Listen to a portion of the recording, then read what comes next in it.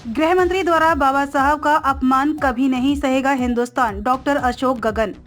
राजधानी पटना से सटे बिहटा में आयोजित प्रेस कॉन्फ्रेंस में अखिल भारतीय कांग्रेस कमेटी ने नेशनल कोऑर्डिनेटर डॉक्टर अशोक गगन ने कहा कि गृह मंत्री द्वारा बाबा साहब का अपमान करने से एक बार फिर साबित हो गया है कि भाजपा आरएसएस तिरंगे के खिलाफ थे। उनके पूर्वजों ने अशोक चक्र का विरोध किया था और संघ परिवार के लोग पहले दिन से ही भारत के संविधान के बजाय मनुस्मृति को लागू करना चाहते थे। उन्होंने कहा कि राज्यसभा में अमित शाह जी ने कहा कि बाबा साहब अम्बेडकर जी का नाम लेना एक फैशन बन गया है। यह देश के दलितों और बाबा साहब का सीधा अपमान है।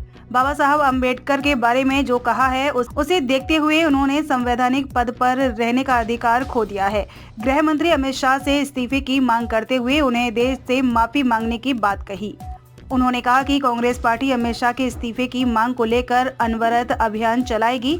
वहीं कांग्रेस ग्रामीण जिलाध्यक्ष सुमित कुमार सनी ने कहा कि मोदी सरकार के मंत्रियों को यह बात ध्यान से समझ लेनी चाहिए कि मेरे जैसे करोड़ों लोगों के लिए बाबा साहब अम्बेडकर किसी भगवान से कम नहीं है। वे दलितों, आदिवासियों, पिछड़े वर्गों, अल्पसंख्यकों और गरीबों के मसीहा हैं और हमेशा रहेंगे।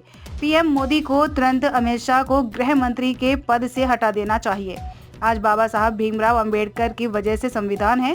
भाजपा नेताओं को ना तो संविधान के प्रति कोई सम्मान है और ना ही वह लोकतांत्रिक व्यवस्था पर विश्वास रखते हैं। भाजपा लोकतंत्र तथा संविधान दोनों का अपमान करती जा रही है, लेकिन कांग्रेस बीजेपी को उसके नापाक मंसूबों को कभी पूरा नहीं करने देगी।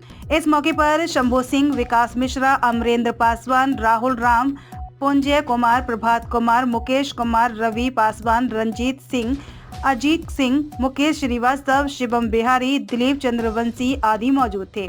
बिहटा से रईस अहमद की खास खबर। संविधान बनाया गया है उसके बाद का हम इस्तीफा इसलिए मांगते हैं कि लगातार देश के सर्वोच्च सभा में बैठ करके इस देश का गृह मंत्री जी ने अपमान किया है, बाबा साहब अम्बेडकर का अपमान किया है।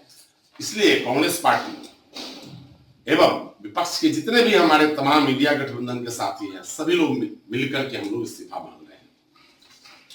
चूंकि यह देश संविधान से चलेगा, अमित शाह कोई इतना व्यक्ति इतना मजबूत नहीं हो सकता है कि जो हमारी धरोहर है, हमारे जो स्वतंत्रता सेनानी है, जो इस मुल्क का जो बेहतर ढांचा बनाने के लिए जिन्होंने संकल्प लिया था अंग्रेज की गुलामी के बाद, उन पर रोज रोज हफ्तियां कसे।